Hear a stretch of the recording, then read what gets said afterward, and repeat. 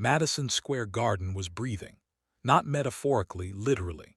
20,000 people inhaled at once, exhaled at once, and held their breath together as one man stood alone under a spotlight, his voice trembling with emotion, pouring every ounce of his soul into a single song. The lights were dim, the piano was crying, and Michael Jackson was seconds away from the most unforgettable moment of his career, though he didn't know it yet. The date was December 10th, 1993. The place was Madison Square Garden, and what began as a standard performance of Man in the Mirror would become an 8-minute vocal battle that rewrote live music history, not because of ego, not because of rivalry, but because two legends chose greatness over pride. Before we continue, don't forget to subscribe and turn on the notification bell, so you never miss another untold story. The crowd that night wasn't just a crowd. It was a living, pulsing ocean of anticipation. Every seat was filled. Every aisle was packed. Every heart was open. When Michael Jackson stepped into the spotlight dressed in his signature black and silver, the room erupted not with noise but with reverence. This wasn't just a concert. This was church. And Michael was about to deliver the sermon. The first verses of Man in the Mirror were soft, introspective, aching. His voice carried the weight of years, not just of fame, but of pressure, misunderstanding, loneliness, and hope. He sang not as an entertainer, but as a man pleading with the world to change. Each word felt like it was being pulled straight from his chest. "I'm starting with the man in the mirror." The audience sang along, but softly, respectfully, as if afraid to disturb the fragile magic forming in the air. Then it happened. At first it was subtle. A second voice entered, not from the stage, not from the backing singers. It came from somewhere unseen, somewhere higher, somewhere impossible. It wasn't harmony. It wasn't backing vocals. It was a challenge. The note matched Michael's perfectly. Not close, not similar, identical, same pitch, same power, same emotion. Michael didn't stop singing, not yet, but his eyes flicked sideways. Who was that? The audience murmured, heads turned, people scanned the shadows, some thought it was a recording, others assumed it was a hidden vocalist, but then the voice climbed higher than Michael's note, not strained, not forced, just higher. And suddenly Michael Jackson froze. His lips stopped moving, but the song continued. The note kept rising. The camera cut to the wings, and there she was. Whitney Houston, walking onto the stage. Not as a guest, not as an opener, not as a duet partner, but as a challenger. The crowd didn't scream. They didn't cheer. They gasped. Because no one, and we mean no one, interrupts Michael Jackson mid-performance. Except Whitney Houston. 2 hours earlier backstage, this moment had begun as laughter. Michael had been warming up, casually hitting some of his signature high notes, gliding through octaves like they were stepping stones. Whitney, sitting nearby with a towel over her shoulders, had smiled and said softly, almost teasingly, "Your high notes are beautiful, Michael, but I could hit them higher." Michael had laughed. Let's see. They both thought it was a joke. It was. Now, in front of 20,000 people, under the brightest lights in the world, that playful banter had become a real-time challenge. Whitney reached center stage. Michael turned fully toward her, disbelief written across his face. His eyebrows lifted. His mouth opened not to sing but to laugh. She leaned toward the microphone and said, loud enough for the entire arena to hear, "Let's see who can hit higher notes, Michael." The crowd exploded. Not with noise, with chaos. People stood up. Phones went into the air. Security froze. Musicians looked at each other, unsure whether to continue playing or stop entirely. But Michael smiled and nodded. Then he lifted the microphone and sang. What followed wasn't a duet. It wasn't a collaboration. It was a vocal duel between two titans. Michael went first, climbing higher than he ever had in public performance. Not the falsetto he was known for, but something deeper, something rawer, something more desperate. He stretched his voice into territory he usually reserved for the studio. Whitney responded instantly. Higher, not louder, not sharper, higher. The band adjusted in real time, scrambling to follow the shifting keys. The backup singers dropped out. This was no longer a structured performance. This was instinct. This was survival. Michael tried again. Higher. Whitney answered. Higher still. 8 minutes passed like 8 seconds. They traded notes the way boxers trade punches, except these weren't strikes. They were ascents. Each note was a mountain. Each response climbed higher than the last. Michael's face changed. Not frustration. Not anger. Ugh. Every time Whitney opened her mouth, the ceiling of what was possible lifted. Every time Michael Jackson thought he had reached the top, she showed him there was still sky above him. The crowd was losing their minds. People weren't just cheering. They were crying, laughing, screaming, clutching strangers' arms, shaking their heads in disbelief. This wasn't entertainment anymore. This was history unfolding in real time. Then came the final moment. Michael lifted his microphone. He took a deep breath. And he went for it. Not a safe note. Not a beautiful note. A dangerous note. The kind of note singers avoid because once you miss it, your voice is exposed forever. He hit it. The arena erupted. But Whitney didn't respond immediately. She closed her eyes. She inhaled. And then she sang. The note that came out of her mouth didn't sound human. It wasn't loud. It wasn't harsh. It was pure. It was clean. It was infinite. It wasn't just higher than Michael's. It was higher than anything anyone in that building had ever heard live. The sound didn't just fill the room. It pierced it. People stopped breathing. People dropped their phones. People forgot where they were. Even the musicians stopped playing. And Michael Jackson did something no one expected. He stopped singing. He lowered his microphone.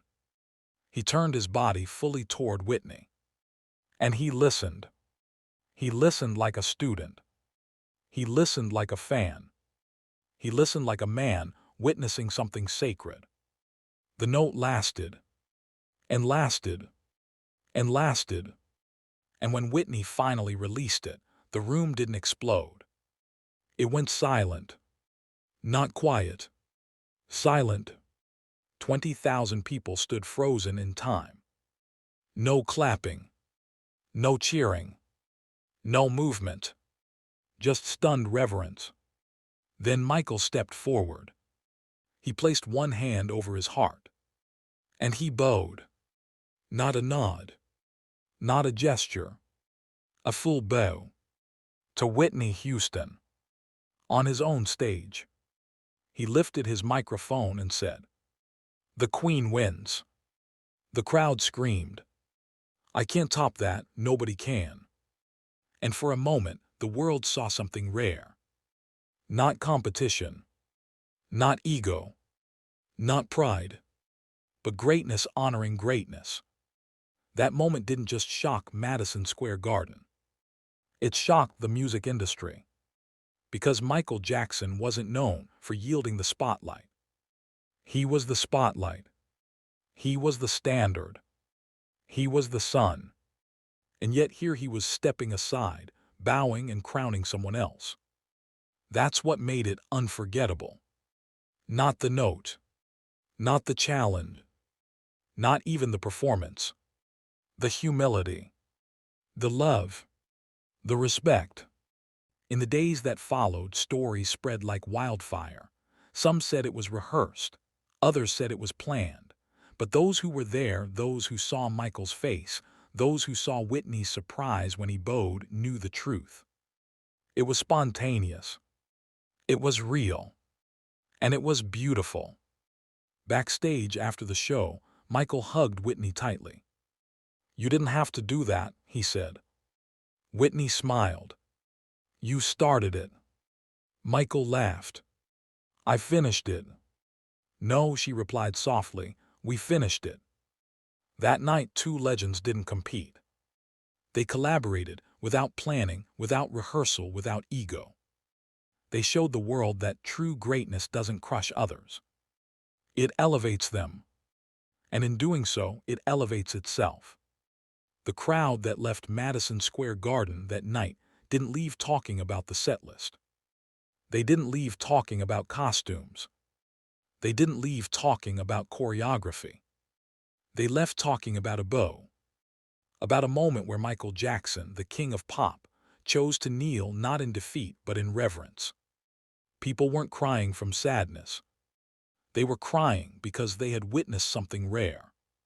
Perfection honoring perfection. In an industry fueled by rivalry, jealousy, and ego, that moment became a quiet revolution. A reminder that competition can become collaboration. That challenge can become connection. That two stars can shine brighter together than alone. And perhaps that's why this moment still echoes decades later. Not because Whitney hit the highest note. Not because Michael stopped singing.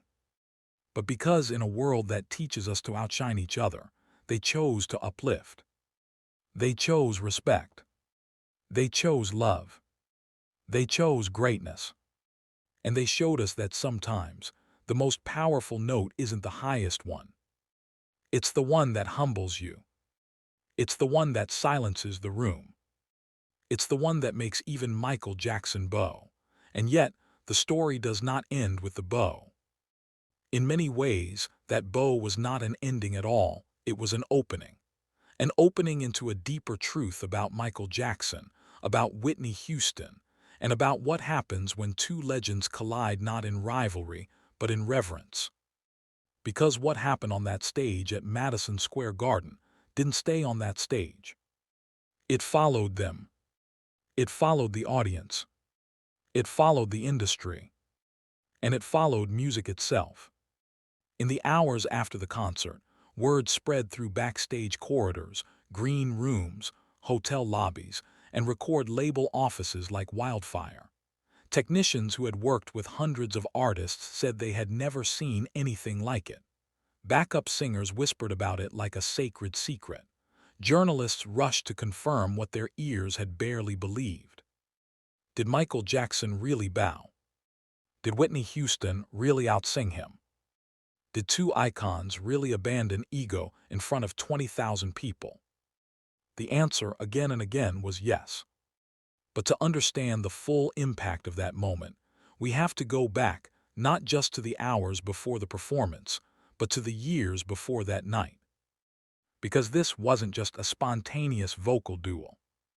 It was the collision of two journeys, two pressures, two legends carrying impossible expectations.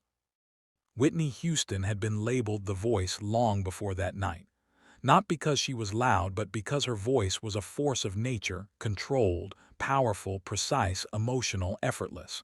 She didn't sing notes. She shaped them. She didn't climb scales. She floated through them. By 1993, she had conquered charts, awards, soundtracks, and stadiums. She had proven again and again that her voice wasn't just beautiful, it was unstoppable. But Whitney was also carrying something heavy. She was tired of being underestimated in her own way, tired of being boxed into ballads, tired of being told what she could or couldn't sing, tired of having her power reduced to pretty. She wanted to be seen not just as a vocalist, but as a force. And then there was Michael Jackson, the most famous man on the planet, the most scrutinized, the most misunderstood. He wasn't just a performer, he was a symbol, a myth, a lightning rod for everything the world loved and hated about fame. Every time he stepped on stage, he wasn't just singing, he was defending a legacy. Every note was weighed. Every movement was analyzed. Every breath was judged. By 1993, Michael had already rewritten the rules of music, dance, and global celebrity. But he was also under immense pressure, emotionally, psychologically, spiritually. The world expected perfection, and he felt that expectation in his bones. And yet, despite everything, Michael still loved music with a childlike purity. He still believed in magic. He still believed in moments. That's why Whitney's challenge didn't feel like an attack. It felt like a spark. It felt like play. It felt like two children daring each other to climb higher, not to win, but to see how far the sky could go. Backstage that night, witnesses say Michael was unusually relaxed. He had finished his warm-up early. He was laughing more than usual. He was talking about music, about gospel, about old Motown records, about voices that moved him. When Whitney arrived, he lit up. They had known each other for years, not just professionally but personally. They respected each other deeply. Michael admired Whitney's control. Whitney admired Michael's emotion. They weren't rivals. They were mirrors. And when Whitney teased him about his high notes, Michael didn't hear challenge. He heard opportunity. Now fast forward back to that stage. To that bow. To that silence. To that moment when Michael Jackson, the king of pop, crowned Whitney Houston the queen of the night. That moment did something rare. It didn't diminish Michael. It elevated him. Because greatness isn't measured by how high you stand. It's measured by how willing you are to kneel. And in kneeling, Michael stood taller than ever. After the show, the energy backstage was electric. People were still shaking. Some were crying. Some were laughing in disbelief. Some were calling friends just to say, "You won't believe what just happened." Whitney was surrounded by her team, still catching her breath, still processing what had just occurred. She wasn't smiling in triumph. She was stunned. Not because she had won, but because she had been honored. Michael approached her quietly. He didn't speak at first. He just hugged her. A long hug. A real hug. Not for cameras. Not for press. Just two humans holding each other in the aftermath of something sacred. When he finally spoke, his voice was soft. "You took me somewhere I've never been before." Whitney smiled gently. "You were already there." Michael shook his head. "No, you showed me." Those words mattered. Because Michael Jackson had been everywhere. He had been at the top of charts. At the top of the world. At the top of fame. But Whitney had taken him somewhere else, somewhere higher than performance. Somewhere into vulnerability. Somewhere into humility. Somewhere into truth. That night became legend not because of the notes, but because of the humanity. In the days that followed, fans replayed the moment in their minds over and over. Some swore they could still hear that final note. Others couldn't get over the bow. Some people said it changed how they saw Michael. Others said it changed how they saw Whitney. But almost everyone agreed on one thing. They had witnessed something they would never see again. Because moments like that can't be rehearsed. They can't be scripted. They can't be manufactured. They only happen when two souls meet at the same altitude and refuse to fall. The media tried to frame it as a battle. Headlines screamed about competition. Articles talked about who won. Talk shows debated whose note was technically higher. But that wasn't the story. The story wasn't about winning. It was about witnessing. It was about watching two giants refuse to step on each other and instead lift each other higher. That's why Michael's bow mattered more than Whitney's note. Because the note was extraordinary. But the bow was revolutionary. It told the world something powerful. That Michael Jackson, the most celebrated performer in history, did not see Whitney Houston as a threat. He saw her as a gift. And in doing so, he gave the world a lesson that transcended music. A lesson about leadership. A lesson about respect. A lesson about love. Years later, people would ask Whitney about that night. She would smile. Not proudly. Not boastfully. Just softly. That wasn't a competition, she would say. That was two artists having a moment. People would ask Michael about it too. He would pause. He would look down. Then he would say, "She took my breath away." And he meant it literally. Because in that moment, when Whitney hit that final note, Michael didn't just stop singing. He stopped breathing. Not out of defeat. Out of awe. That moment stayed with him. Friends say that after that night, Michael spoke about Whitney differently. Not just as a singer, but as a spiritual force. "She sings like she's praying," he once said. And perhaps that's what that final note was. A prayer. A blessing. A declaration. That music is not about domination. It's about devotion. And devotion always bows to devotion. As the years passed, the music industry continued to change. New stars rose, new voices emerged, new sounds dominated charts. But that moment at Madison Square Garden remained untouched. Unrepeatable. Unmatched. Unbroken. Because no matter how many high notes were hit after that night, no one ever hit a note that made Michael Jackson bow again. And that tells you everything. But the deeper story isn't just about that night. It's about what it revealed about Michael's soul. Because only someone deeply secure in their greatness can celebrate someone else's greatness without fear. Only someone who knows their worth can acknowledge another's without jealousy. Only someone who understands true power can lay it down. And that's what Michael did. He laid down the crown. Not permanently. Not symbolically. But momentarily. Just long enough to say, "You matter. You are extraordinary. You deserve this." And in that moment, he didn't lose the crown. He redefined it. Because kings don't rule by domination. They rule by example. And on December 10th, 1993, at Madison Square Garden, Michael Jackson gave the world one of the greatest examples of leadership, humility, and love that music has ever known. The audience didn't leave crying because the music was sad. They left crying because it was beautiful. Because they had witnessed two humans touching something divine. Because they had seen perfection honor perfection. And that kind of beauty hurts in the best way. It hurts because it reminds us of what we could be. It hurts because it shows us what humanity looks like when ego steps aside. It hurts because it proves that the highest note isn't sung. It's felt. And maybe that's why this story still lives. Not because it's impressive. Not because it's dramatic. But because it's hopeful.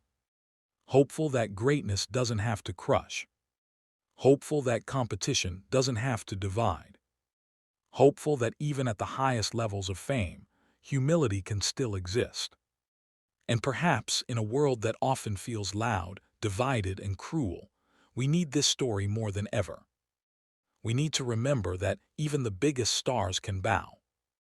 We need to remember that even the strongest voices can listen. We need to remember that even the most powerful people can choose love. And in choosing love, they become even more powerful. So when you think of Michael Jackson, don't just think of the moonwalk. Don't just think of Thriller. Don't just think of records, charts, or stadiums. Think of that bow. Think of that silence. Think of that moment when the king of pop stepped aside and said, "The queen wins." Not because he lost, but because he understood something deeper. That in honoring her, he honored himself. That in lifting her, he lifted music. That in bowing, he stood taller than ever. And that's the legacy of that night. Not a battle, not a competition, but a communion. Two voices, one moment, infinite impact. And still, even after everything that had been said, everything that had been felt, everything that had been witnessed, the story was not finished, because some moments don't end when the lights go out. Some moments echo, some moments ripple, some moments quietly reshape everything that comes after. That night at Madison Square Garden became one of those moments. Not because it was loud, though it was. Not because it was dramatic, though it was. But because it was honest. And honesty has a way of lingering. In the days that followed, fans who had been in that room found themselves unable to talk about anything else. Strangers who had sat next to each other began exchanging messages. Some wrote letters to Michael. Some wrote letters to Whitney. Some simply wrote journals, trying to capture what they had felt, not heard, but felt, because no recording could ever reproduce the weight of that silence after Whitney's final note or the emotional gravity of Michael's bow. That silence, more than any sound, became legendary. Because silence means something when 20,000 people are holding it. It means reverence. It means awe. It means something sacred has just occurred. And that silence traveled. It traveled into interviews. It traveled into backstage conversations. It traveled into rehearsal rooms and recording studios. It traveled into the minds of singers who had grown up idolizing Michael, Whitney, or both. And slowly, quietly, it began to influence how artists saw not only their voices, but each other. Because that moment wasn't about vocal range. It was about emotional range. It wasn't about who could go higher. It was about who could go deeper. And in that moment, Michael Jackson went deeper than anyone had ever seen him go on stage. Not into sadness, not into pain, but into humility, which paradoxically made him more powerful than ever. In private, Michael was deeply affected by what had happened.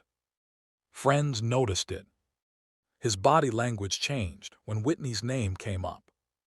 His tone softened. He spoke about her voice not as a technical marvel, though it was, but as a spiritual force. There are voices, he once said, that sing songs, and there are voices that move mountains. She moves mountains. That wasn't flattery. That was truth. And coming from Michael Jackson, it carried weight. Because Michael rarely spoke lightly about other artists. He admired many. He respected some. But very few made him stop singing. Very few made him listen. Very few made him bow. And Whitney Houston was one of them.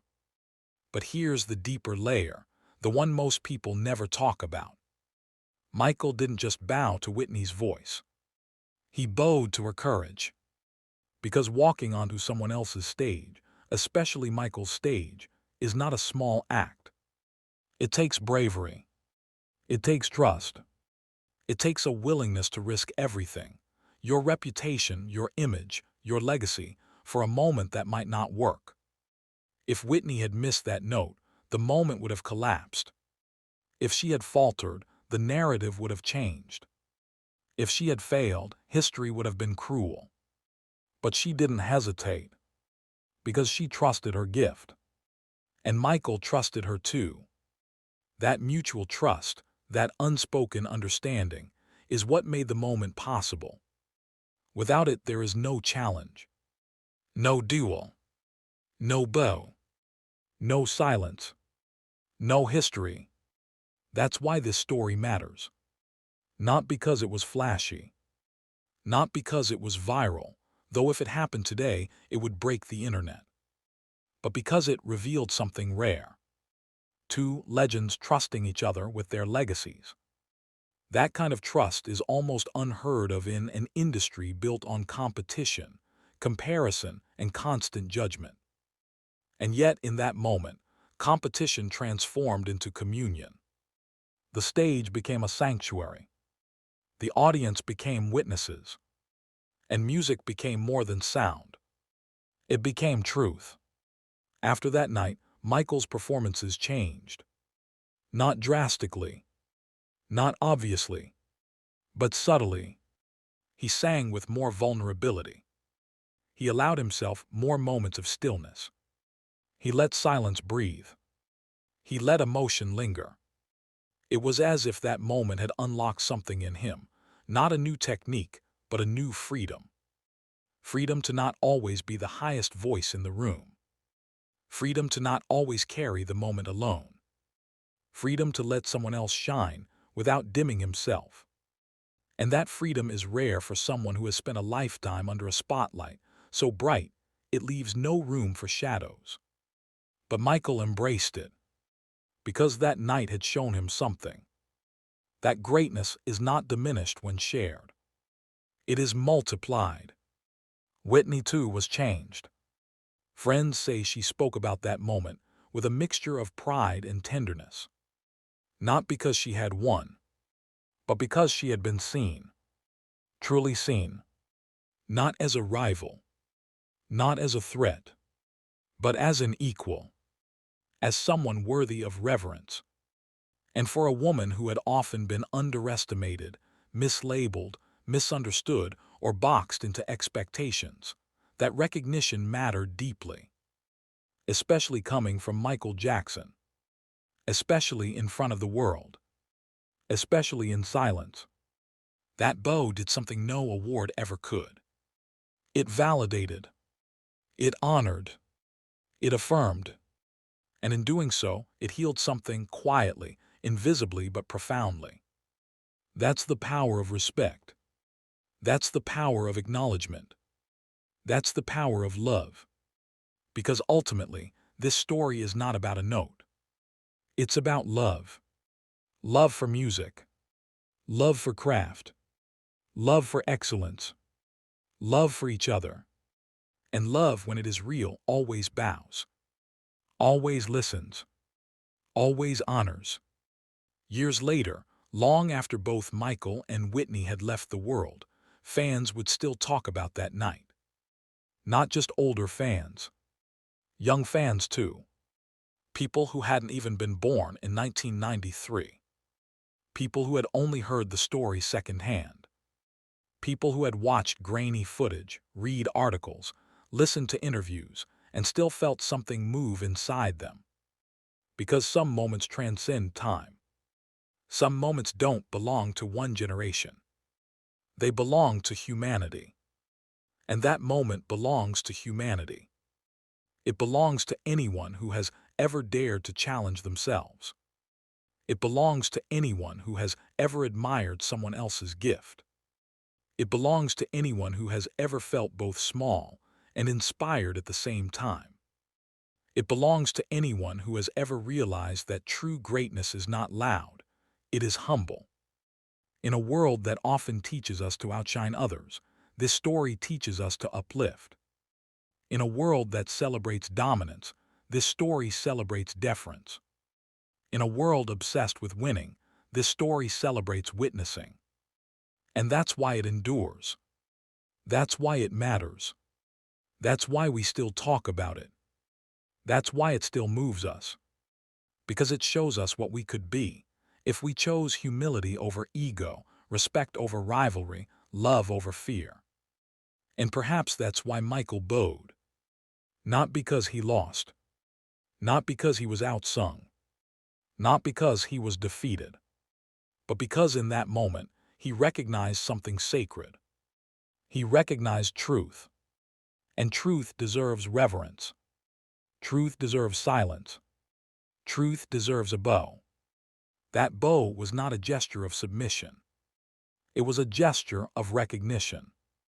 A recognition that something extraordinary had just occurred. A recognition that he was standing in the presence of something divine. A recognition that music, at its highest level, is not about performance. It is about transcendence. And that's what Whitney's note did. It transcended. It transcended sound. It transcended competition. It transcended ego. It transcended time. And in doing so, it invited Michael and all of us into something greater, something purer, something real. That's why people left Madison Square Garden crying that night. Not because the song was sad, not because the performance was overwhelming, but because they had witnessed beauty. And beauty, when it is true, overwhelms. Beauty humbles. Beauty silences. Beauty changes you. And that night was beautiful. Not in a polished, rehearsed, manufactured way, but in a raw, spontaneous human way. In a way that cannot be repeated. In a way that cannot be replicated. In a way that can only be remembered. And so we remember. We remember the note. And on December 10th, 1993, at Madison Square Garden, Michael Jackson and Whitney Houston lifted the world higher together. If this story touched your heart, if it reminded you of the power of music, humility, and love, then subscribe, like, and share this story so that this moment of beauty, respect, and truth continues to live on. Because some moments deserve to be remembered forever. And this is one of them.